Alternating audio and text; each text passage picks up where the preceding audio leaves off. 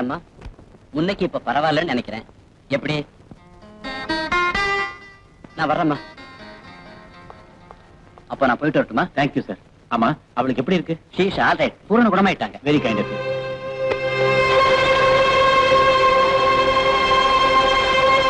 Doctor sir வந்தீங்க, கைய பிடிச்சு பாத்தீங்க, காசை வாங்கிட்டீங்க, பேசாம போயிட வேண்டியதானே?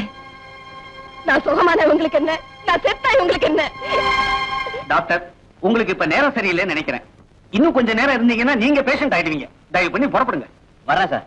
உண்மையிலேயே நான் நல்லா இருக்கணும்னு ஆசைப்பட்டிருந்தா இந்நேரம் என் குழந்தைகளை கண்டுபிடிச்சு என் கண் முன்னால கொண்டு வந்து நிறுத்தி இருக்கணும். இவ எக்கேடு கட்டா என்னன்னு தானே இப்படி கல்லு மாதிரி நின்னுட்டு இருக்கீங்க. 24 மணி நேரம் இப்படியா? கொஞ்ச நேரம் பேசாம இருக்க மாட்டேன்? எப்படிப்பா முடியும்?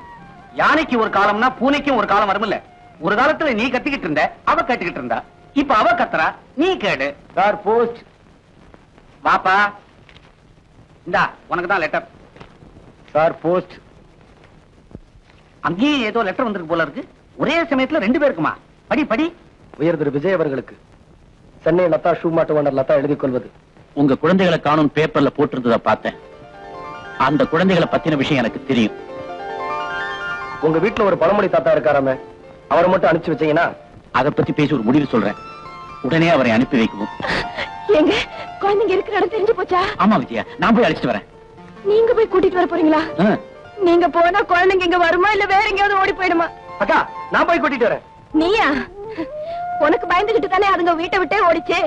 நீ அங்க போனா அதுங்க அந்த ஊர் விட்டே ஓடிடுங்க. இப்ப கூட நான் போறேன்னு ஒருத்தருக்கு ஒருத்தர் அடிச்சுக்கிறீங்களே தவிர நாங்க சேர்ந்து போறோம்னு ஒத்துமையா ஒரு வார்த்தை சொன்னீங்களா? இதுக்கு மேல யாரும் பேச வேணாம். ஒண்ணு நான் போறேன், இல்ல ஐயா போவாரு. அந்த பொண்ணு ஐயா தானே வர சொல்லிருக்கு. இஷ்டப்படி அவரையே அனுப்பிச்சு வைக்கிறேம்மா. நீங்க சொல்லிட்டீங்க, அந்த படுபாவை கேட்கணுமே. அவன் போதான் போறான். அவனை பார்த்து என் பிள்ளைங்க பயந்து ஓடத்தான் போகுது. அந்த கவலை உனக்கு வேண்டாம், நான் எப்படியாவது நிறுத்திடுறேன். நீங்க எப்படி நிறுத்துவீங்க? நீங்க தான் அவனோட சண்டையாச்சே. அவன் வாசப்படி எப்படி மிதிப்பீங்க? அப்படியே மிதிச்சாலும் நீங்க எப்படி பேசுவீங்க? பேசினதான் உங்க கௌரவம் போயிடுமே. விஜயா, நான் ஏற்கனவே நொந்து போயிருக்கேன்.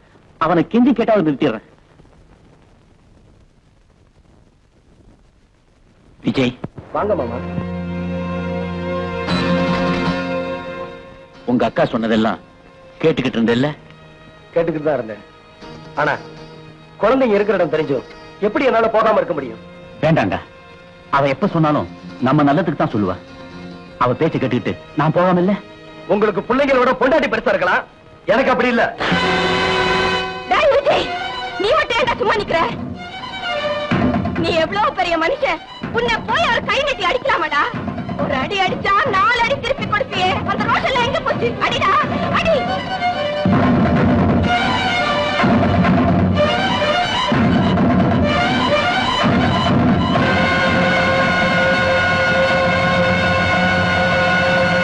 நான் போகல மாமா.